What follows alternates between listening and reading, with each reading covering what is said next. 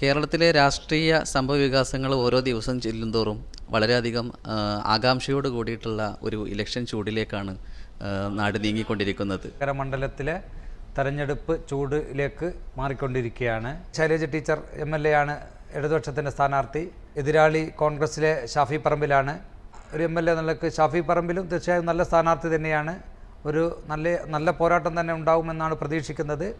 RMPയുടെ ഒരു സ്വാധീനമുള്ളൊരു മണ്ഡലമാണല്ലോ വടകര മണ്ഡലം. ഒരുപക്ഷെ കേരളത്തിൽ ഏറ്റവും ഭൂരിപക്ഷത്തിൽ നേരത്തെ O ഭരതൻ വിജയിച്ച മണ്ഡലമായാണ് വടകര.